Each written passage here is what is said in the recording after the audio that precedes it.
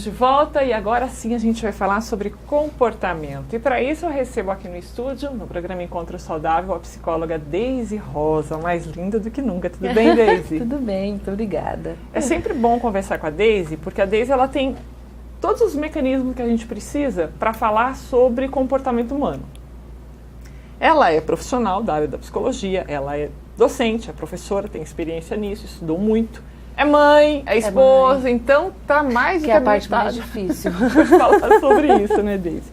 Mas eu até convidei a Deise aqui, porque durante a semana eu tenho visto muitas publicações na página pessoal da nossa amiga aqui. Você esteve presente em muitos colégios, né, conversando com professores, conversando com pais. Isso me chamou a atenção para falar sobre o papel da família e da escola na formação das crianças. O que você viu durante essas palestras, durante esses encontros? O que você presenciou deles? Na verdade, a ideia, né, desse projeto, de estar trabalhando com os pais, com a escola, porque está tendo algumas mudanças comportamentais na sociedade e a gente observa que fica joga a criança ali, joga a criança ali, aqui, né? Então, assim, a criança está com algum problema, mas a escola não fez isso. Mas isso é do pai e da mãe. Então, peraí. Qual é o seu papel enquanto pai e mãe? Qual é o papel enquanto escola? Né? Então, hoje nós temos, sim, que mudanças comportamentais são essas. Até um tempo atrás, as crianças... Bom, primeiro, se a gente for falar a história da criança, a criança era um adulto em miniatura. Passa um tempo, aí década de 80, 90, que vem o Estatuto da Criança e do Adolescente, toda uma preocupação com esta criança.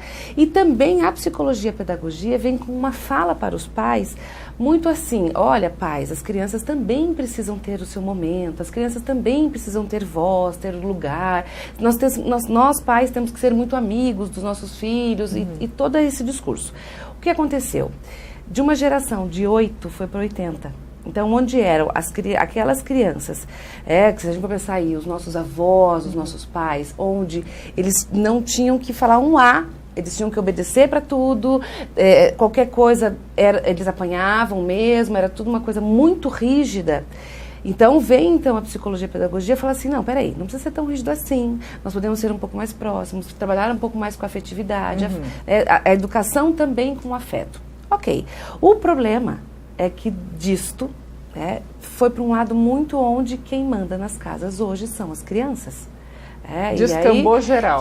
Então assim, peraí, quem é que manda? A criança que decide o lugar que ela vai sentar na mesa, a criança que decide a hora que ela vai comer, o lugar que ela vai comer, se ela vai ou não para a escola hoje, mas ela não foi por quê? Porque ela não quer.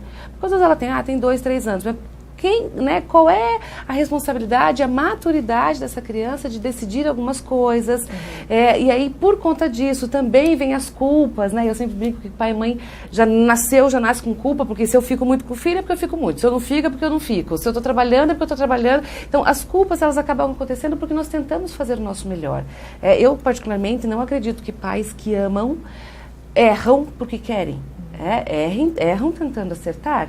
Então, por essas culpas de trabalhar o dia inteiro, de deixar a criança o dia inteiro na escola, né? E aí eu fico assim, coitadinho, né? Ele está cansado, então eu vou dar esse bolo na hora que não deveria. Eu vou dar esse carrinho na hora que a criança pede. Eu dou tentando amenizar as minhas culpas.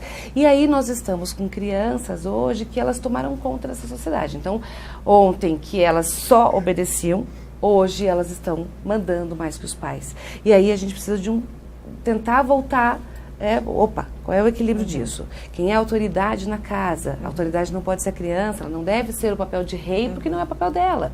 E ela também sofre com isso, ela também busca limites, ela também fica nessa procura assim, de quem é que está me controlando. Até porque quando a gente observa isso nas crianças, estamos vendo hoje adolescentes totalmente perdidos, buscando limites e limites e fazendo cada vez coisas que você fala assim, nossa, como isso? Como chegou ali? É uma consequência disso tudo que você falou. Eu tô parada aqui pensando, eu fiquei concentrada no que você falou, nessa tua fala aí, né? A culpa, né? Da onde vem essa culpa? Será que é só dessa questão do tempo, então? É a época, então, que os pais, as mães principalmente, trabalham muito mais. Porque na nossa, se a gente for pensar na nossa história, nossas mães, nossas avós, ficavam em casa. Elas não sentiam culpa. Né? Não tinha culpa. O castigo era que ele acabou. Não tinha o menor remorso. E era muito bom não ter isso, né? E porque assim, eu vou fazer, eu faço. Às vezes eu tenho muita inveja da minha mãe, porque ela não tinha culpa. E eu queria ter isso também. Não consigo ter. Da onde vem essa culpa da gente? E você não consegue, Daisy? Por quê? Porque aquelas mulheres, as nossas mães e avós, elas foram criadas para quê? Qual era a educação que tinha muito grande e que tinha esse papel? O homem era aquele que trazia a comida e o dinheiro para dentro de casa. E isso vem da época das cavernas. Então vamos pensar uma coisa mais lá atrás. A mulher era aquela que vai cuidar dos filhos, do marido e da casa. Ponto. A nossa geração é uma geração que vem escutando desde pequenininha um discurso diferente. Você, minha filha, inclusive dos pais machistas, mães machistas, né? Quando você crescer, seja alguém na vida. Estude, trabalhe, tenha o seu dinheiro, faça as suas coisas. Se der, arranje um marido, se der, case, se der, tenha filhos. Então, por que é tão difícil? Porque aí nós fomos criadas, sim, para sermos alguém na vida. Então a culpa é só das mulheres? Não também, Soraya, até porque hoje nós estamos num mundo tão capitalista de coisas e coisas que um homem não consegue mais bancar uma casa sozinho. Então ele precisa do auxílio desta mulher e também gosta de ver esta mulher se sentindo realizada profissionalmente. Isso é bom, essa mulher está melhor, autoestima elevada. Então tem vários benefícios dessa nova sociedade comparado às nossas mães e nossas avós. Porém a culpa vem de brinde. Porque nós queremos ser o nosso trabalho, queremos ser alguém na vida, mas queremos ter filhos. E aí, para ter filhos, eu quero ser uma boa mãe. Para ser uma boa mãe, eu preciso de tempo. Mas, ao mesmo tempo, eu tenho que estar trabalhando, eu tenho que estar fazendo outras atividades. Então, nós estamos vendo mulheres numa cobrança de ser mulheres maravilhas aí, super heroínas e não dá. A gente sabe que não dá porque não tem como, né? Não fecha o cálculo. Não fecha, porque eu não consigo fazer tudo muito bem. Então sempre fica resquícios disso tudo. E aí vem a culpa, vem o sofrimento, vem a angústia.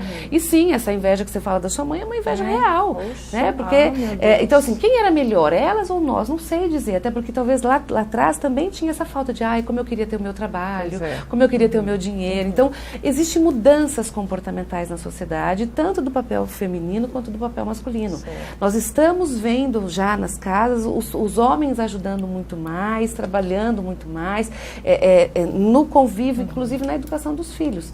Mas ainda existe uma cobrança muito grande para o mundo feminino. E por isso essa sobrecarga tão intensa. E isso tudo aí vai de encontro com o que a gente realmente está falando aqui, né? A questão da escola, a formação das crianças. Bom, essa falta de tempo, essa vida muito agitada, corrida, ambos, né, exercendo aí suas atividades e trazendo o sustento e construindo a história da família, as crianças estão entrando nas escolas cada vez mais cedo.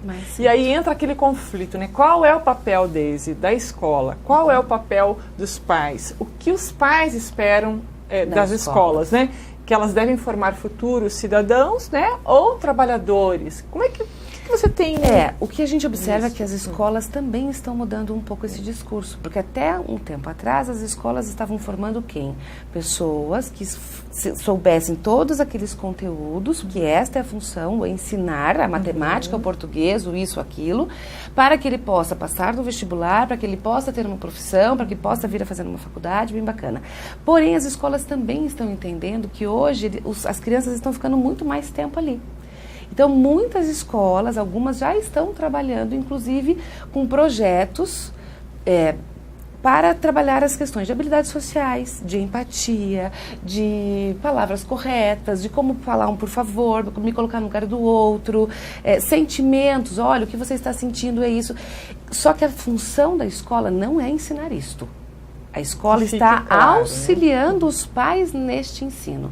Qual é o papel de quem de ensinar para o meu filho que ele tem que respeitar você, que ele tem que falar muito obrigado, que ele tem que agradecer por alguma coisa, ou que ele tem que pedir o por favor, ou então que ele não pode pegar aquilo que é do amiguinho mesmo que ele queira porque não é dele. Esta responsabilidade é dos pais. A escola ela pode auxiliar nisto. Como os pais auxiliam também a escola no ensinar da matemática, do português, que é as tarefas. Mas a função disto, do aprender as regras aí desses conteúdos, é o papel da escola. E é para isso que a criança está na escola. Só que é lá na escola que a criança se socializa. A criança, o adolescente, né? Então, é nesse grupo que ele precisa aprender a lidar com essas diferenças. Que você é diferente de mim, que você tem essas regras, que você gosta disso e não gosta. Então, que nem tudo acontece como eu quero. Até porque hoje nós temos que número de filhos dentro de uma casa? Então, antes as pessoas aprendiam com os irmãos. Tinham vários irmãos. Hoje, a maioria é filho único ou tem no máximo 1 ou 2 irmãos. Aqueles que têm uma quantidade maior de filhos, não é tantos assim, são uma minoria. Então, com quem eles aprendem a dividir? Com os amiguinhos. Com quem eles aprendem que tudo que eu quero eu não posso fazer? Com a vida. E as referências diárias passam a ser os colegas, as professoras. Então, por isso que as escolas têm tido uma preocupação muito grande em trabalhar também esses conteúdos. Só que se a casa não trabalha isso, a escola não faz milagre. Porque não é só o meu filho que está numa sala de aula. Imagina quantas crianças ali, que a professora tem que dar conta do conteúdo e dessas atividades. Por isso, o papel dos pais é fundamental. Deise, o filósofo Mário Sérgio Cortella, que é uma febre, as pessoas estão vendo muito, ouvindo muito, assistindo muito, mas ele diz que as escolas, não diz nada muito novo, mas enfim, vamos colocar aqui a fala dele, não tem o papel de educar as crianças, que esse é o dever dos pais e da família. Para ele, claramente, as famílias são responsáveis pela educação e a escola tem a tarefa de escolarização da criança, que foi o que você disse, né? Vou ensinar. Por mais que uma criança passe grande parte do dia dentro de uma sala de aula, o maior tempo, ou deveria ser em tese, deveria passar com a família. Ponto. Eu te pergunto, as famílias têm ciência disso? Quando chamam para si a responsabilidade de ter um filho, de criar uma criança? Nem todas. Como que você vê hoje os pais que estão se tornando pais? Nem todas têm essa responsabilidade.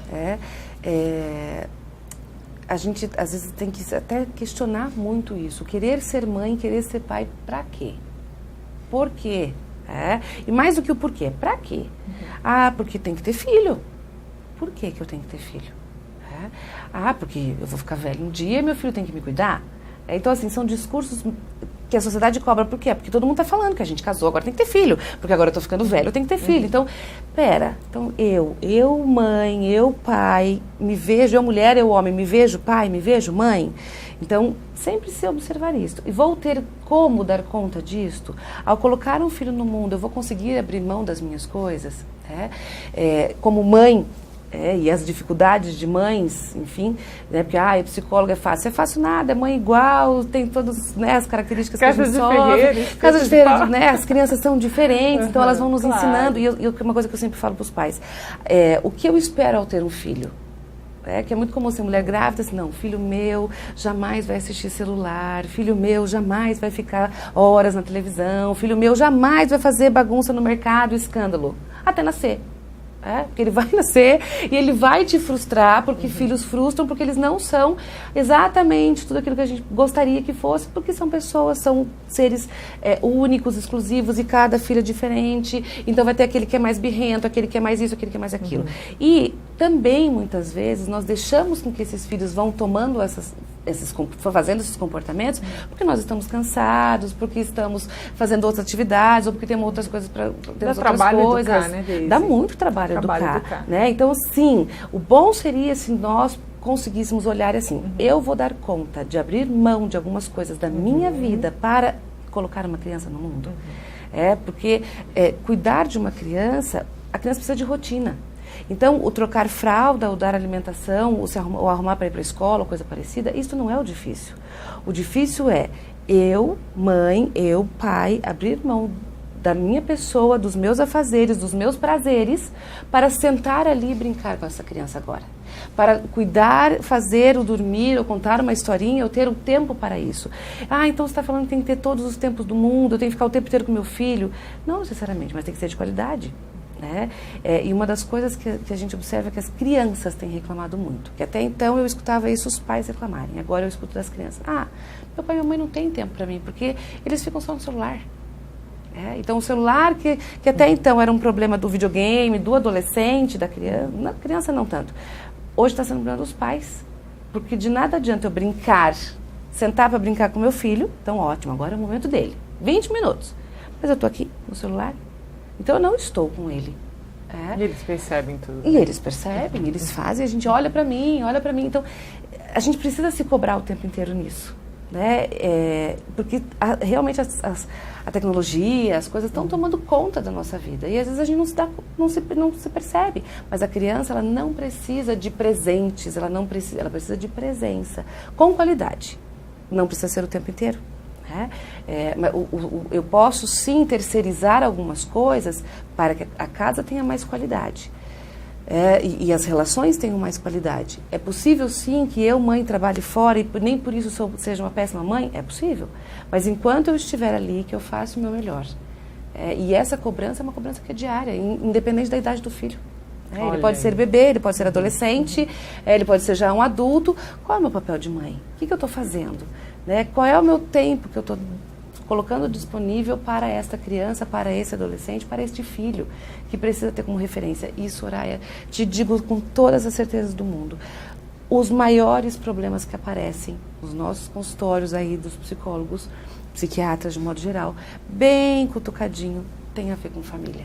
Sempre, né? Olha, sempre. São inquietações, como a Deise diz, que a gente tem que estar o tempo todo movimentando, né? Claro, com o intuito sempre de melhorar as relações, com certeza, né? A gente começou certeza. falando aqui do papel da escola, o papel da família, né? Dos pais na formação, na educação dos filhos, mas isso não tem como você dissociar da questão do relacionamento, do vínculo familiar, né? Até da origem, né? Da criação, do porquê, né? Se tem, por que eu vou ter um filho, né? Para que eu vou ter um filho?